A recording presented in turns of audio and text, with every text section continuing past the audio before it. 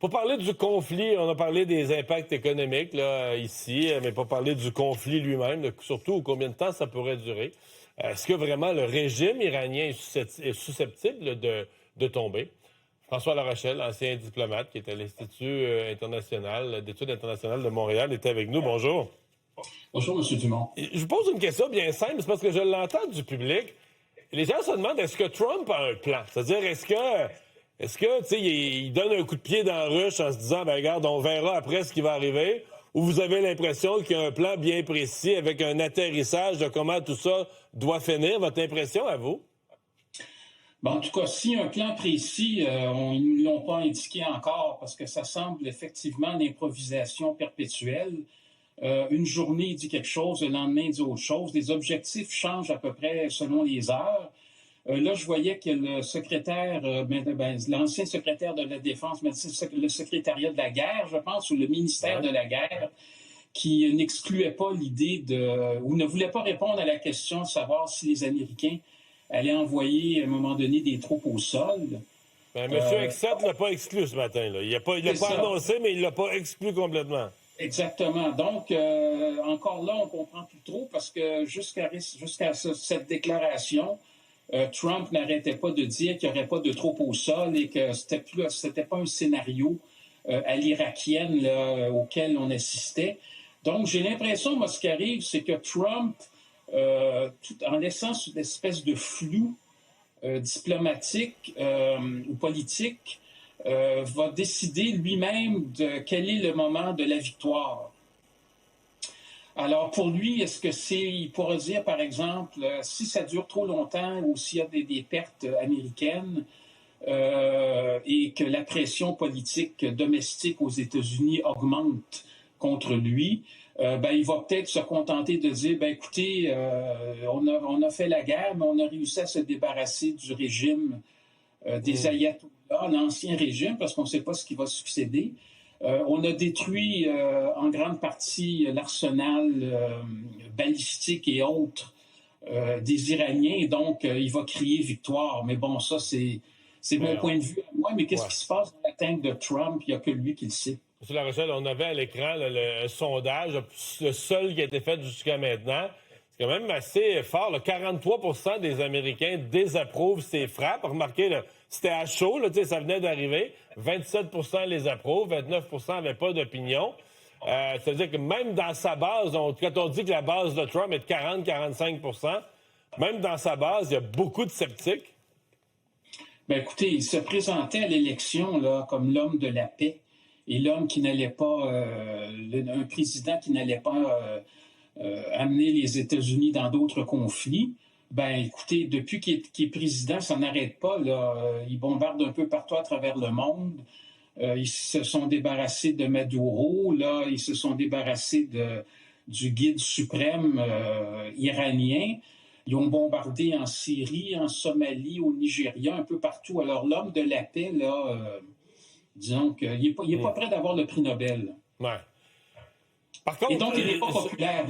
Je pense que les Américains ne comprennent pas trop à quoi il veut en venir. Là. Est-ce qu'il ne fallait pas faire tomber quand même ce régime? Parce que plusieurs observateurs des droits de l'homme disent c'est le pire régime sur Terre. Il n'y a pas de régime pire que les Iraniens pour martyriser son propre peuple. Puis on l'a vu encore dans les dernières semaines, autour du temps des fêtes, des milliers de morts. Est-ce que c'est un régime qui devait sauter à un moment ou à un autre?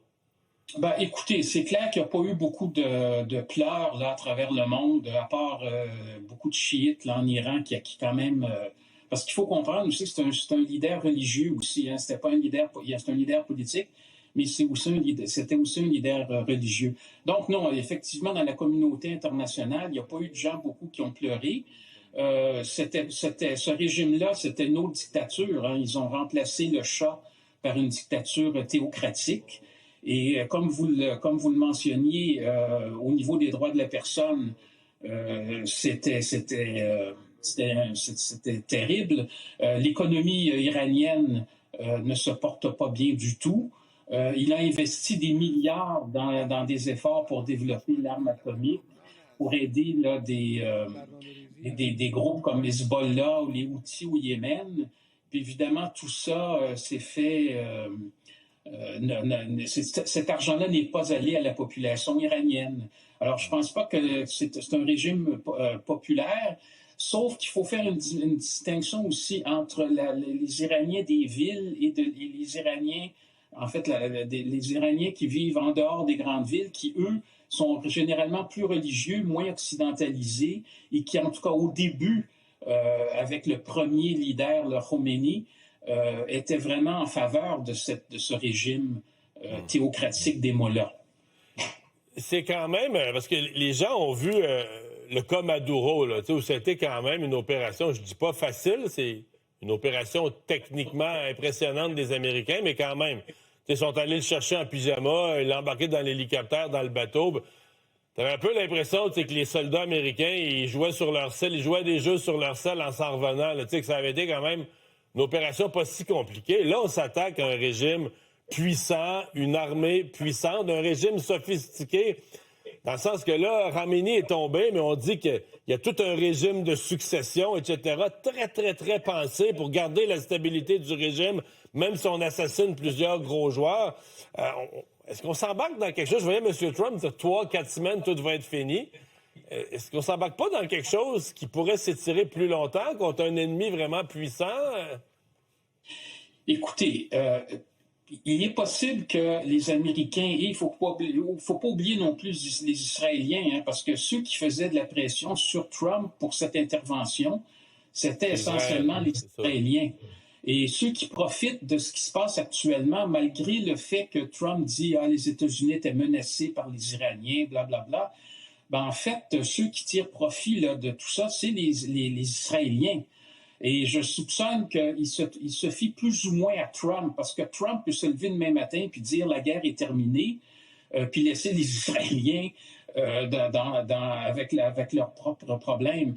Et c'est pour ça d'ailleurs que je suis convaincu qu'actuellement, là, je voyais qu'il parlait durant les derniers jours, 2000 cibles ont été atteintes, ont été en tout cas ont été atteintes. Donc, ça fait beaucoup de bombes, ça. Et là, les Israéliens doivent en profiter pour justement éliminer le plus possible de menaces militaires.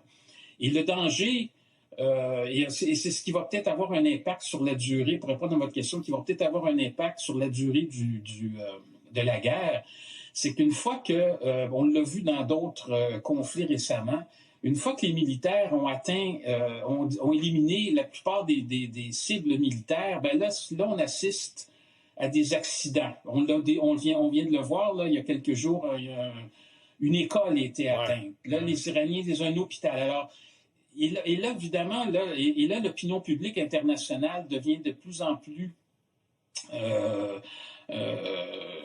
informée de ce qui se passe sur le terrain. Ils voient les civils, là, parce que les guerres récentes, les guerres modernes, font de plus en plus de victimes civiles.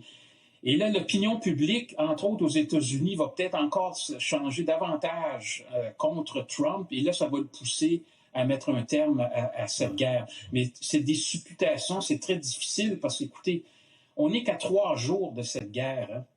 Hein. Alors, essayez de prévoir. Une chose est claire, c'est que si c'est le changement de régime qu'ils veulent, c'est pas à coup de bombes et de missiles qu'ils vont l'obtenir. Il faudrait qu'ils envoient des troupes en territoire iranien. Et clairement, je ne vois pas aux États-Unis comment la population pourrait être d'accord avec ça. François Larochelle, merci beaucoup. C'est moi qui vous remercie. Au revoir.